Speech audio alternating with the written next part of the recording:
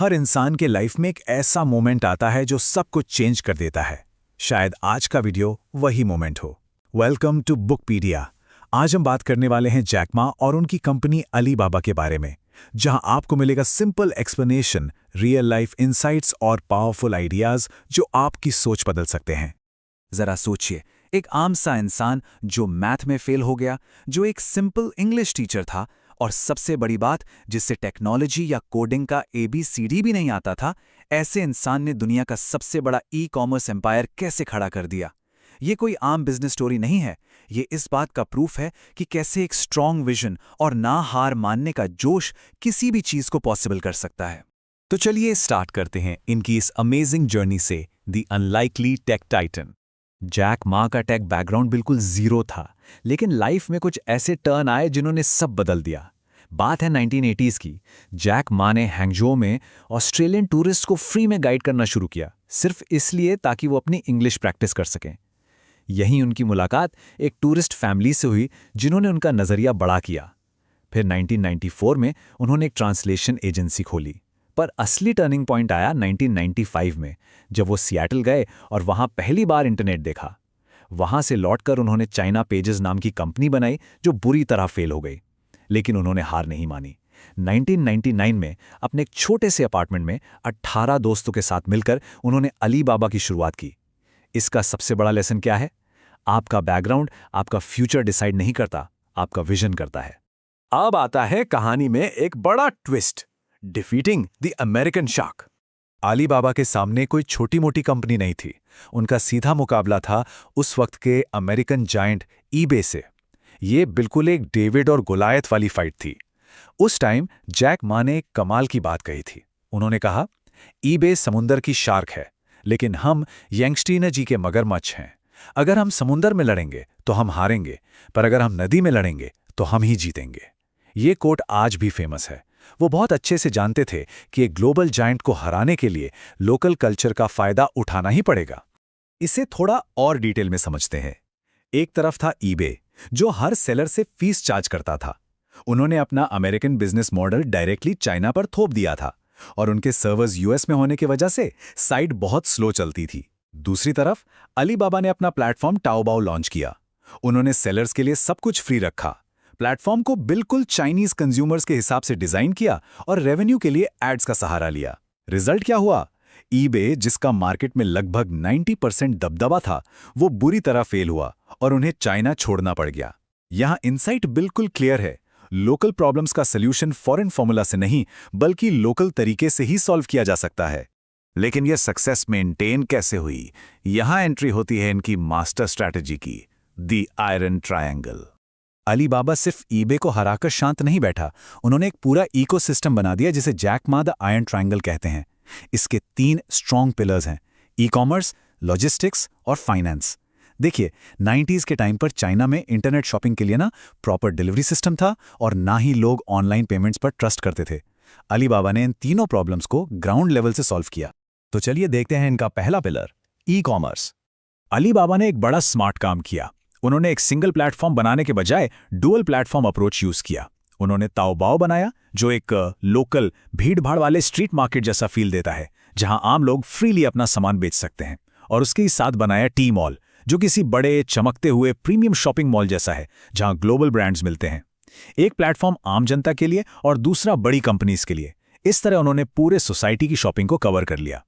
अब आते हैं दूसरे पिलर पर, मैसिव लॉजिस्टिक्स। सामान बिक तो गया, पर उसकी डिलीवरी का क्या?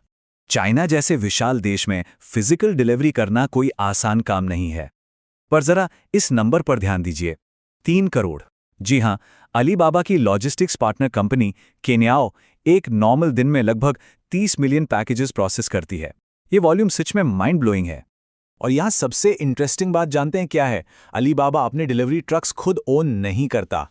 केन्याओ एक्चुअली एक मैसिव डेटा प्लेटफॉर्म है। ये डेटा और डिजिटल नेटवर्क के थ्रू अलग अलग कुरियर कंपनीज, वेयरहाउसेस और कंज्यूमर्स को आपस में कनेक्ट करता है। उनका कंट्रोल डिलीवरी ट्रक्स पर नहीं, सिस्टम के डेटा पर है। इससे उनकी स्पीड और स्केल दोनों मैक्सिमाइज हो जाते हैं। अब तीसरा और आखिरी पिलर, फाइनेंस, जिसने ट्रेडिशनल सिस्टम को ही बदल दिया। शुरू में लोग ऑनलाइन ट्रांजैक्शंस करने से डरते थे। उन्हें लगता था कि उनके पैसे डूब जाएंगे। तो अलीबाबा ने एलीपे लॉन्च किया। जरा गेस कीजिए, आज की डेट में एलीपे पर एक सेकंड में कितनी ट्रांजैक्शंस होती हैं? 85,000 एक सिंगल सेकंड में। उन्होंने एक ऐसा एस्क्रो सिस्टम बनाया जहां अननोन बायर और सेलर दोनों को एक दूसरे पर सॉलिड ट्रस्ट हो गया। और बात सिर्फ पेमेंट्स तक नहीं रुकी, उन्होंने यूए बाओ लॉन्च किया, जिसका मतलब होता है लेफ्ट ओवर ट्रेजर। ये एक ऐसी जगह थी जहां अलीपे यूजर्स अपना बचा हुआ डिजिटल पैसा रख सकते थे और इस पर उन्हें ट्रेडिशनल बैंक से भी ज्यादा इंटरेस्ट मिलता था। इस आइडिया ने सिर्फ 6 महीने के अंदर $100 बिलियन अट्रैक्ट कर लिए और स्टेट ओन्ड बैंक्स को पूरी तरह हिलाकर रख दिया।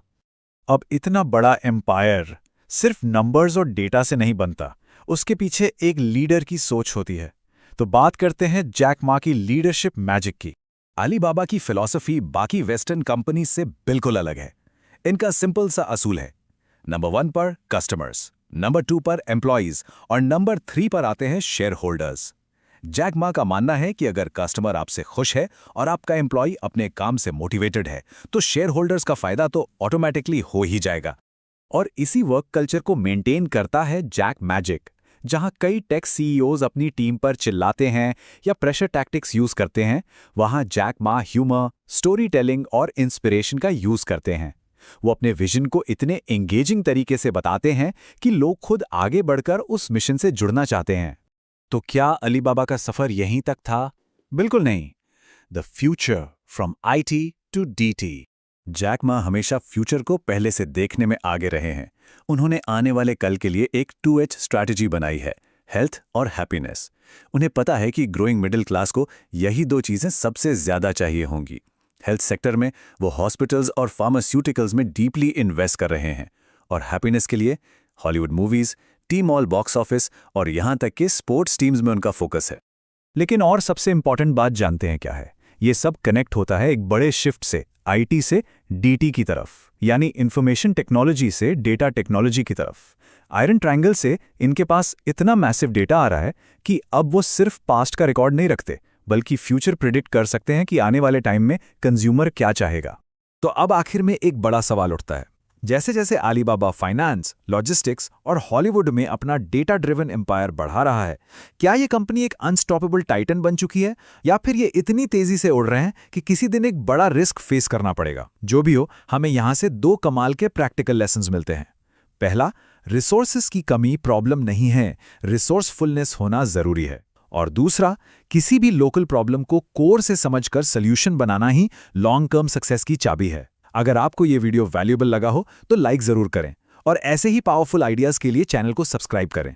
और अगर आप अपनी थिंकिंग को नेक्स्ट लेवल पे ले जाना चाहते हैं तो स्क्रीन पर जो नेक्स्ट वीडियो आ रहा है उसे जरूर देखें, वहीं से आपका रियल ट्रांसफॉर्मेशन स्टार्ट होगा। मिलते हैं नेक्स्ट वीडियो में बुकपीडिया के साथ।